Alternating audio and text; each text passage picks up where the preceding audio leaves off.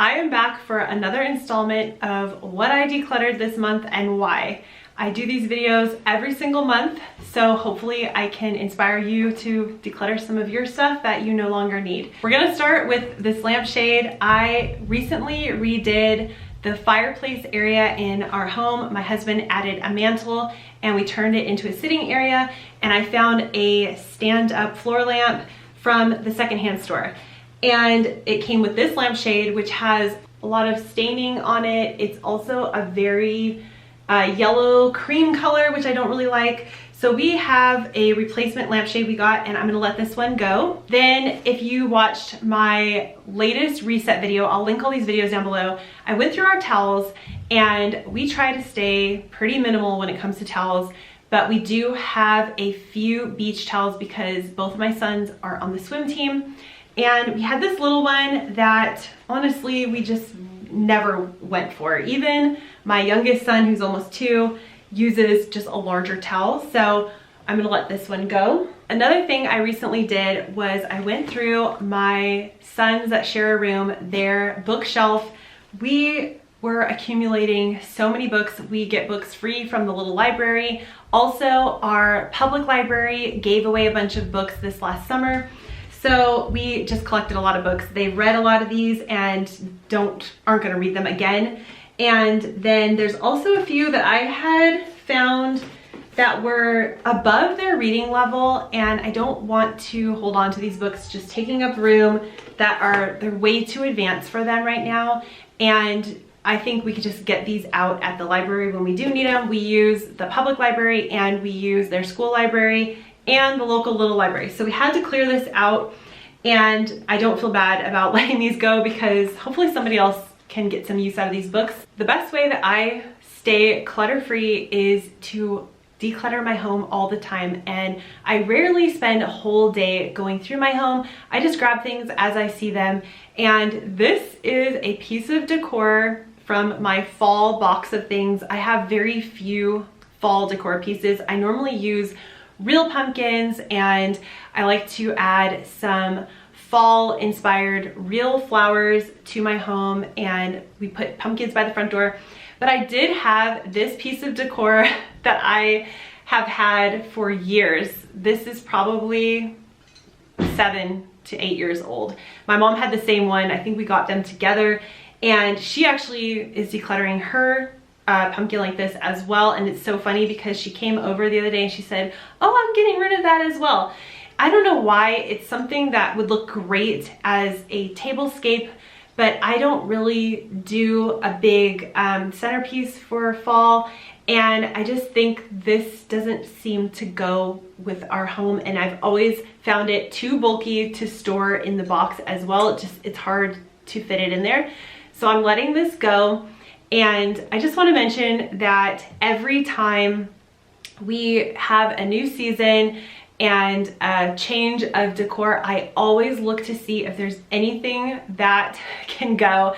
And because I haven't used this in the last few years, I thought now's the time. Also, a quick mention, I'm getting rid of this basket as well. I kept debating, should I keep the basket to store things in or should I let it go? And we have so many baskets that honestly, I can just use something else that we have if I need it. So I'm gonna let this basket go. Halloween is over and my sons have got all the use they can out of this Spider-Man costume. My middle son now has pretty much grown out of this, and it's got a lot of wear and tear on it. So I'm gonna let this go. And instead of keeping it for Levi to grow into it in 5 years, I'm just going to get this out of my house and not have it take up space. When I was in my son's room going through their closet, I found all these items that no longer fit them. This is actually from Levi's closet, so he's now growing out of things. But I like to stay on top of it because it allows me to have more space in their closet, and then they know exactly what fits them. They don't have to be trying things on and wondering if it's going to fit them or if it's for the correct season. So I tried to do that in everyone's closet. Just clear out the items that no longer fit or is something that I don't see them wearing very often or is out of season. So it makes getting dressed in the morning so much easier. And I also want to mention, for the last week, I have been revamping my decluttering ebook, and it was, I think, about 20 pages before, and now it is 50 pages.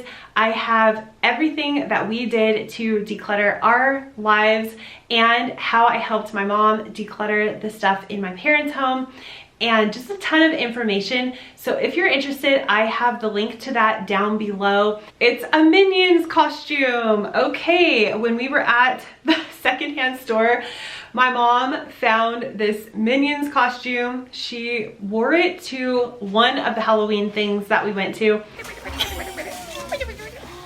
What do they say? I'm not gonna keep this for future costume boxes, and I tend to think of the thrift store as almost like a library where I go and get what I need for a very discounted price, especially for events like Halloween, Christmas if I need something, and then I just go and return it back to the secondhand store if it's in good condition still, and let them resell it, because most secondhand stores have a cause, and one of the ones that we go to is a religious one, so they have a lot of charities that they give money to, and so that is how I think of the thrift store. But I was a 1920s flapper for Halloween and this was such a fun costume. I couldn't believe I found this at the secondhand store. I also found some really cheap shoes that I could wear with the costume, but they are not the perfect size for me and they kind of hurt my feet in the end, so I'm not going to keep these. If they didn't hurt, I would have kept them, but I kind of just thought of them as part of the costume. And again, I'm returning it back to the secondhand store. It's still in good condition, so someone else can maybe become a flapper next Halloween. In my most recent reset video, I went into the hall closet here and I decided to start looking through with an eye for what we were no longer using. And sometimes things just become part of the background and we don't notice it anymore. But I wanted to really pay attention to what could go and what we haven't used. And I found these CDs. My kids do have a CD player where they were listening to these, but most of them were skipping and they haven't listened to these in quite a while. So I'm going to let these go.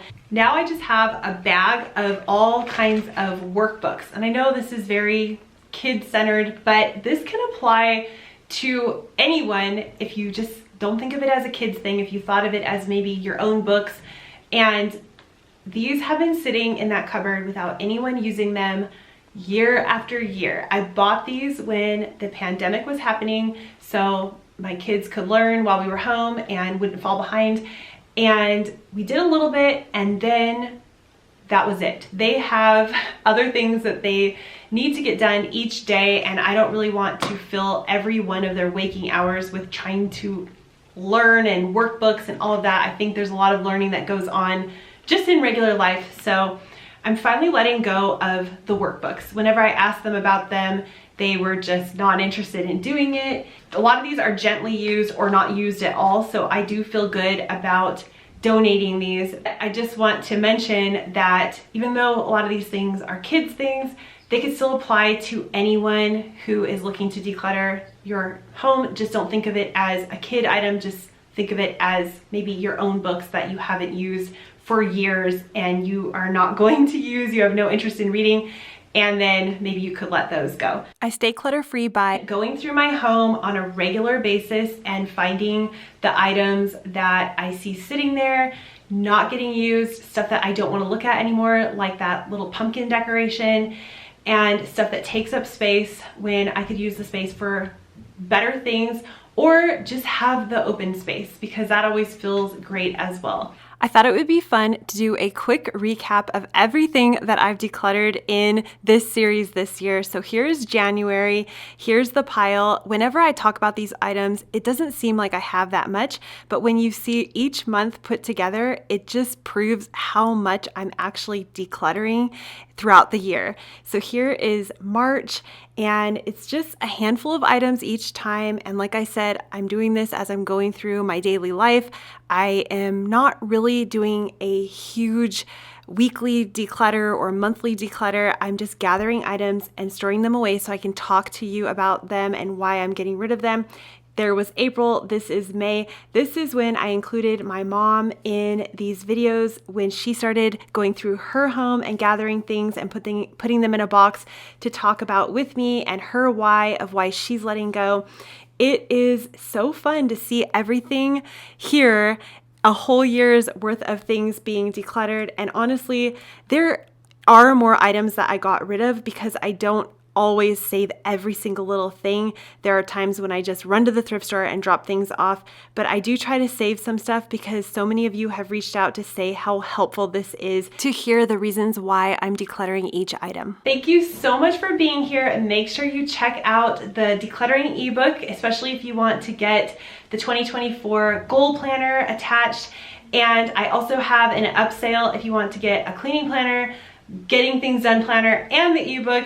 So I will have a link to everything down below, and I will see you in the next video. Bye.